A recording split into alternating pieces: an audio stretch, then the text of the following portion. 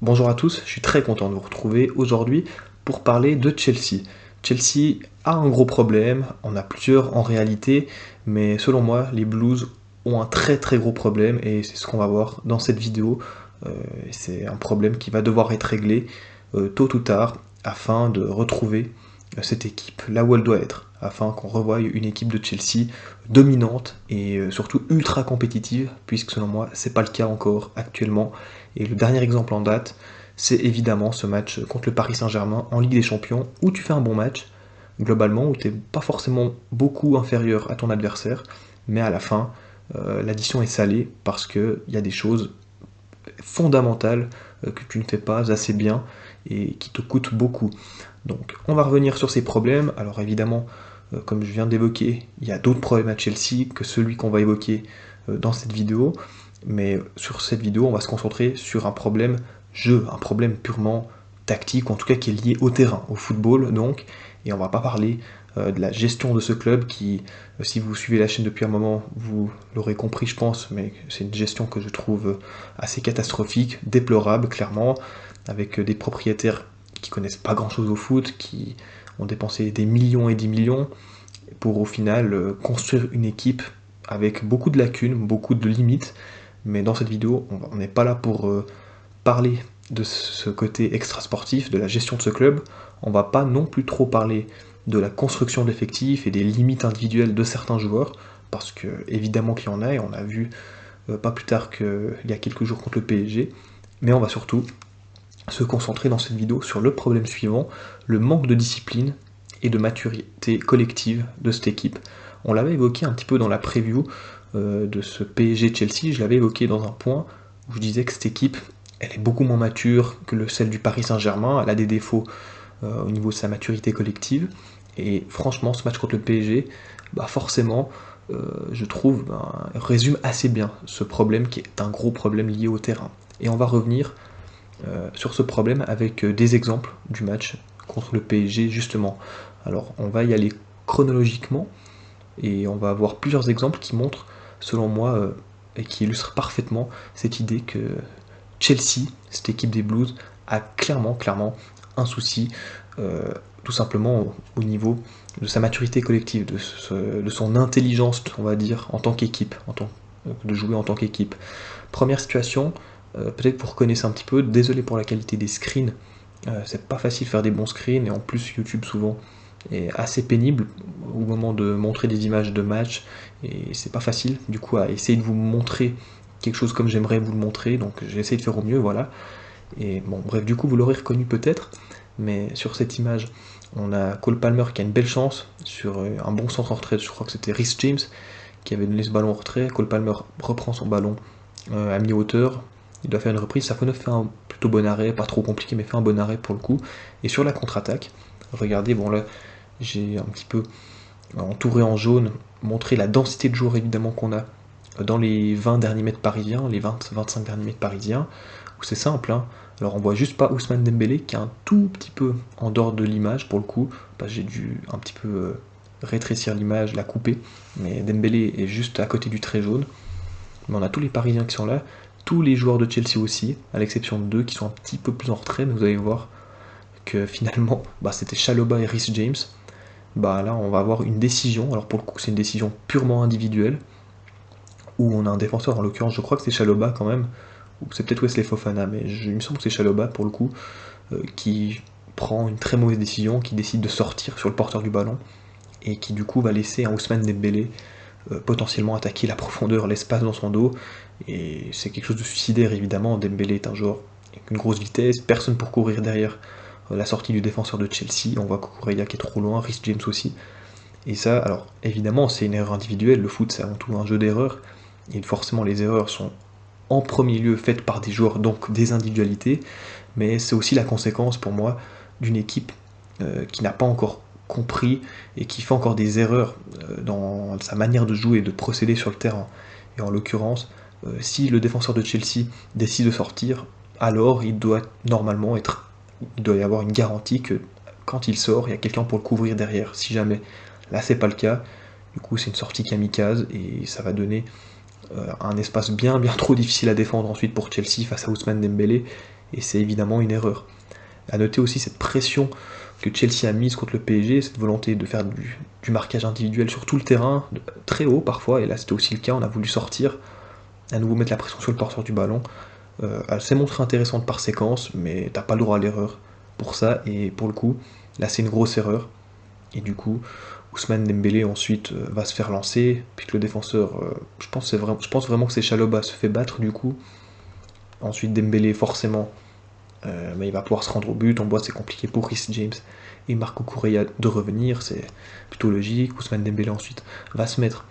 en position de frappe de fort belle manière, hein, puisque pour le coup le but n'était pas encore fait, il fallait encore réussir son geste derrière, et ça a été très bien fait par le Ballon d'Or 2025, qui forcément conclut derrière, de très belle manière, devant un Jorgensen, on va en reparler aussi, hein, qui n'a pas été bon, c'est le moins qu'on puisse dire, mais qui pour le coup, je pense, est pas décisif, mais c'est pas évident. C'est très bien joué d'Ousmane Dembélé, il faut lui donner du crédit sur cette séquence, et l'erreur, elle est surtout au départ d'action, et c'est ce jeu trop agressif de Chelsea, et en l'occurrence de son défenseur.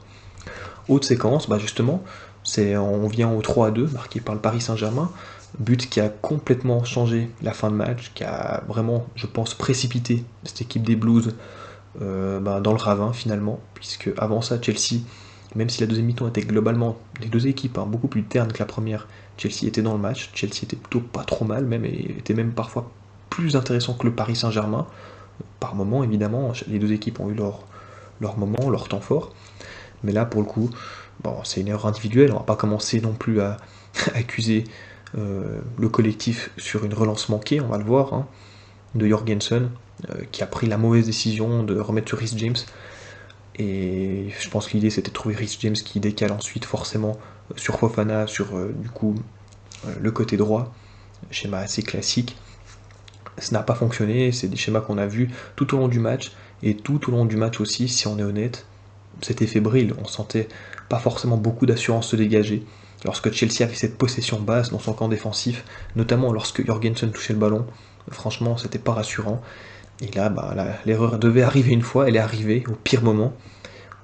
Cette relance complètement manquée, au final trop difficile, perte de balle, et derrière le Paris Saint-Germain, forcément on va en profiter avec un très joli geste de Vitinha, même si,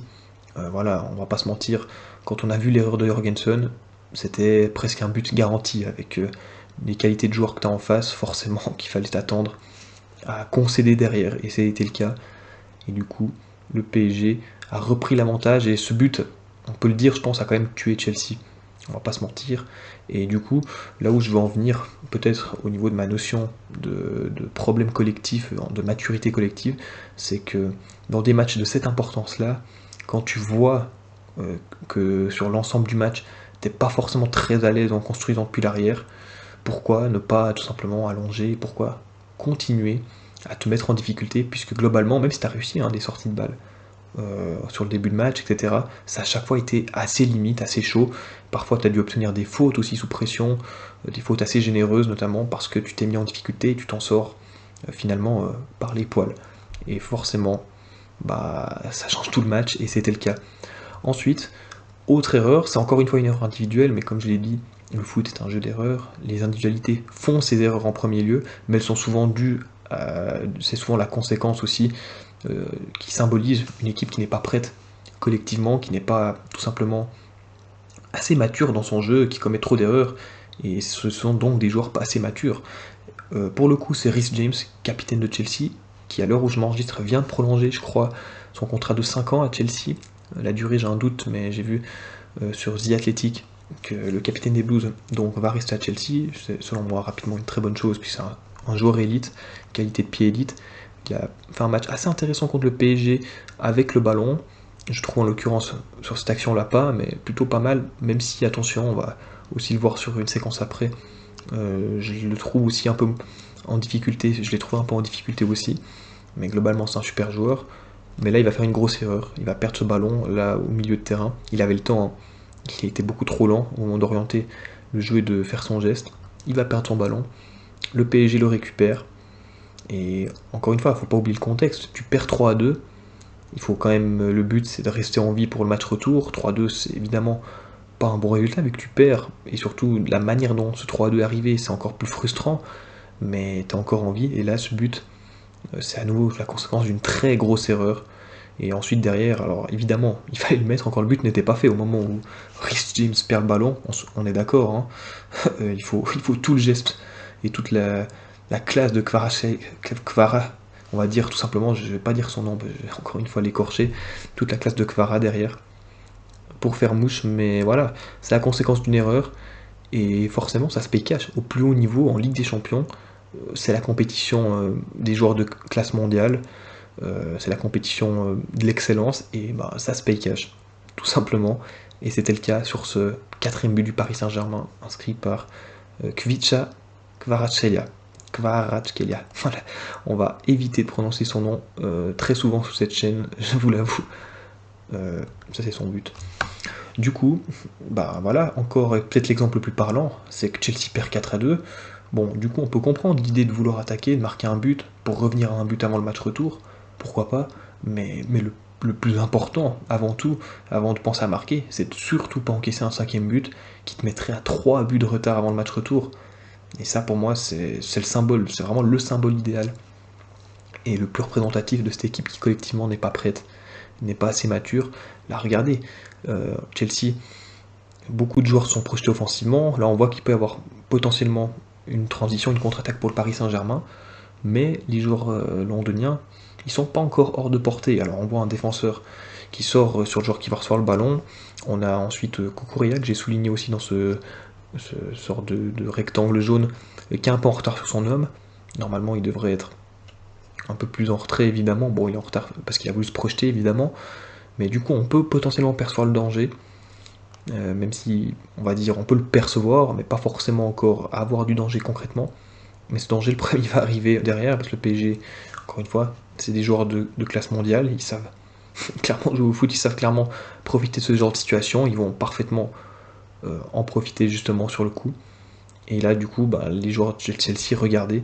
ils sont tous derrière, c'est un 4 contre 2 pour le PSG, c'est un 4 contre 2 à la 90, à la 93e minute de jeu d'un match de Ligue des Champions, à 2-3 minutes de la fin du match, avant un match retour. Quand tu perds 4-2, pour moi c'est suicidaire tout simplement. Contre une équipe comme ça en plus, c'est encore plus suicidaire. Et là bah, on va voir que le PSG va en profiter. Même si, je pense que Chelsea aurait même pu s'en sortir, mais ça à nouveau un autre symbole du fait que cette équipe bah, a trop de lacunes, tout simplement d'un point de vue collectif. Elle a trop de moments où elle est un peu perdue sur le terrain, où elle fait un peu trop de choses de manière pas aléatoire, c'est pas le bon mot, mais pas forcément des choses juste sur le terrain. Là on voit, il y a Pedro Neto qui tient Kvara, du coup, il est revenu sur lui, donc là potentiellement on se dit c'est lui qui va le garder, qui va le tenir justement jusqu'au bout de l'action. Mettez aussi Reece James, est-ce qu'il doit aller prendre le joueur au deuxième poteau? Moi je pense pas, je pense que Reece James justement c'est lui qui doit s'occuper de Kvara, et Pedro Neto qui doit aller s'occuper au deuxième poteau du coup, et c'est ce que va du coup essayer de faire Pedro Neto. On va voir, Pedro Neto, il avait écarté sa course de Kvara pour couper sur Nuno Mendes au deuxième poteau pour le suivre, mais Reece James, le problème c'est que lui il est toujours resté en retrait sur l'action, il est jamais sorti, il a jamais du coup voulu sortir sur un joueur et lui mettre de la pression, et du coup Kvara se retrouve tout seul au point de pénalty quasiment, alors qu'il y avait encore un monde potentiellement où Chelsea aurait pu s'en sortir avec un Pedro Neto qui aurait tout simplement pu rester sur Kvara. Même si moi je pense que Pedro Neto, son idée est pas mauvaise d'aller au deuxième poteau, surtout que Reece James avait le temps. Pour moi, ils avaient le temps de switcher les deux et de se communiquer pour justement quand même qu'un des deux puisse conserver et avoir à l'œil Kvara. C'est pas le cas, du coup Reece James est trop loin, Pedro Neto, bah, il se rend compte que finalement bah, ouais, il aurait mieux fait de rester là, et bah, derrière ses buts. Et Pedro Neto derrière, je crois que je l'ai pas mis sur le prochain screen, je crois que je l'ai pas mis, mais Pedro Neto semblait un peu désabusé. Lui, pour le coup, qui, parenthèse, a fait un bon match. Ce qui n'est pas toujours le cas cette saison, clairement souvent décrié, mais il a fait un très bon match, je trouve. Même si, voilà, il y a eu cette image à la fin, qui n'était pas nécessaire avec le ramasseur de balles. Donc voilà, j'espère que cette petite vidéo, on aura donc un petit peu revu ce match PSG-Chelsea, où on aura un peu analysé le gros problème qu'a Chelsea, et selon moi, c'est un problème qui est récurrent, c'est un problème qu'on peut retrouver dans plusieurs matchs de Première Ligue aussi, ce manque de maturité collective, ce manque finalement d'intelligence en tant qu'équipe, et de gestion tout simplement, de gestion des moments clés. Un autre symbole, ben, j'en ai pas parlé, mais on en avait parlé dans la preview, c'est cette équipe qui est quand même très indisciplinée, qui fait beaucoup de cartons, et qui concède beaucoup de cartons, rouges notamment, et du coup cette indiscipline, bah, elle est pour moi le reflet de cette équipe qui n'est pas assez mature. Et ça, on le sait, c'est compliqué d'avoir une équipe ultra compétitive au plus haut niveau quand tu as ces défauts-là. Parce que une équipe, des fois, il y a des équipes qui ne sont pas les plus talentueuses du monde, mais qui sont tout de même assez matures collectivement, assez au point, et qui arrivent du coup à avancer. Chelsea a ce gros problème, selon moi, un peu structurel, du coup, un peu mental aussi, qui fait que cette équipe est pour l'heure, et tant que ce ne sera pas réglé, restera pour moi limité, dans les gros matchs notamment. Et d'ailleurs, les gros matchs cette saison, ils n'en ont pas gagné beaucoup, moins que ce qu'on pouvait imaginer ou qu'on pourrait espérer d'un club comme Chelsea. Moi, je vous dis à très très vite pour de prochaines vidéos. Probablement, déjà, on se retrouve demain pour un autre sujet qui reste à définir. À très vite, à bientôt.